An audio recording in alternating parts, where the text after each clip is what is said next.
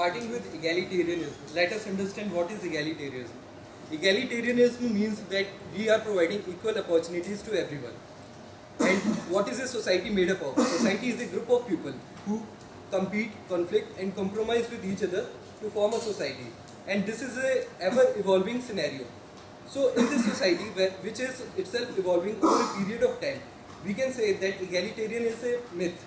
Because once we achieve egalitarianism, then we are making every person equal. Equal means there is no segregation of the hierarchy or the power.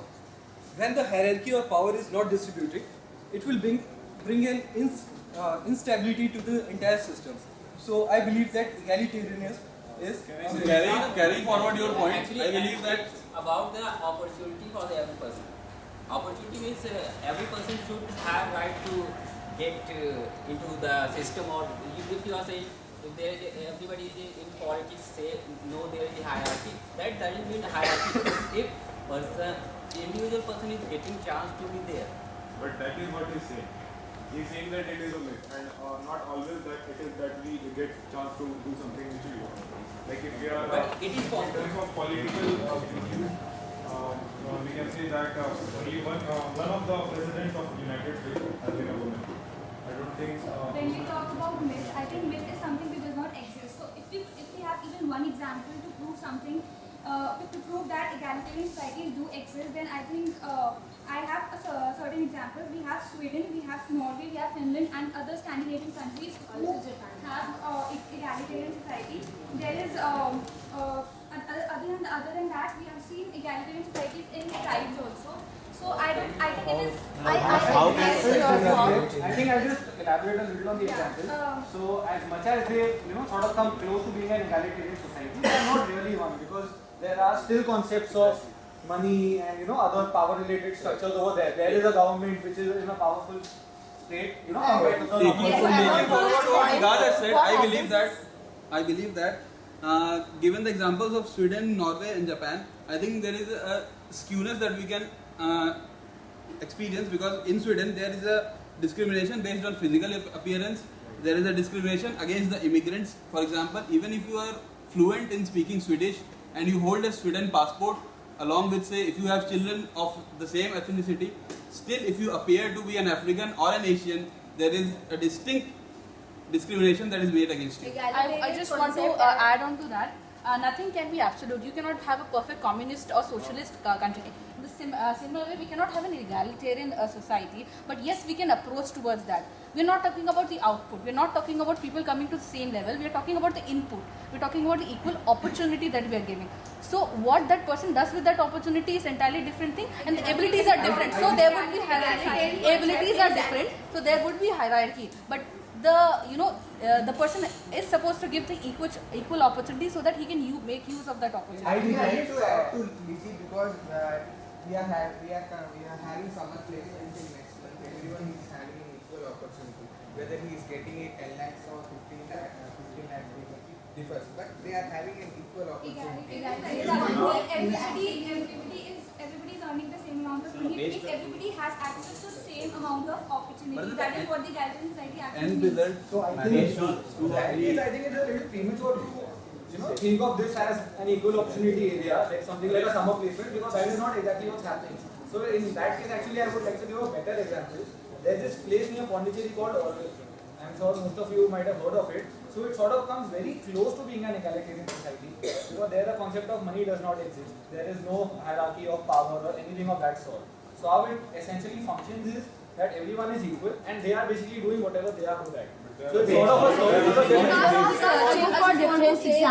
I just want to say this, that it's not that it is that everybody is equal, but a rich man's son and a poor man's son going to same school, same level of education, same level of healthcare. That is what egalitarian society needs, and that is very much possible, of course. We are going for different examples, but we are not looking at the most important example. Everywhere there will be a hierarchy always, but the opportunities, as you said, will be similar to each other. But in an egalitarian society, we'll be given all the basic needs which a human requires, like food, shelter, water. Everything is we have a common source, and everybody has to take part, we'll get the same resources. There'll be no distinguishment that the one water resource will be I want to add one point. We are not talking about the biggest example of what we have of egalitarian society. We all are living in a democratic nation. We all have right to vote. We are talking about different examples of foreign nations. Let's talk about our nation. Everyone has the right to vote. Everyone is equally getting an opportunity to vote. So I say like egalitarian society cannot exist as a whole. That is the myth. But we can have different segments in which we can achieve egalitarianism. Okay, I want to add one point. So, egalitarian society is not possible because it's biologically impossible. Initially, tribes were egalitarian when there was no marriage and every children was raised by the whole society. But then kinships were formed based on the bloodlines, and then favorism started. If you take an example, for instance, if your brother is a criminal and if some strange person is criminal, so of course, if you want to favor one person, you will favor your brother. And egalitarian society defines that every person has equal right, and every person is treated equally. But you are not treating these two people equally. You will be treating those two people differently. Building upon his point, on the foundation of a person, how the person is raised. It's not about what he chooses, but if a society as a whole makes a person what they think is right, then the person will never deviate from Even the if I take your example, about like people having an equal opportunity to drain water out of a well, there will be a strata of the society who is not close to the well. So do you think will they be given? For example, they are at a equal opportunity from them. They are traveling a distance which is larger than the person who are staying near the well. Because that also runs deep in many countries. Building upon what Harsh said, I believe when we talked about the Scandinavian countries as being the perfect examples of egalitarian society, if you look at Japan is one of the major pillars in that. But problems in Japan run far deeper. For example, Japan is among one of the well-developed nations where gender inequality is the highest. So, okay, that must be a result of biological imbalance more than how the society perceives you. Egalitarian society. We are pondering over the point that whether egalitarian society is a myth or not. But I believe most of the facts, incline it towards the basic notion that it is a myth. So yeah, I want to add one point. As I mentioned, initially it was egalitarian during the times of tribes, and now it's not, because if you see in India also, there is women upliftment going on, caste. We are fighting for caste.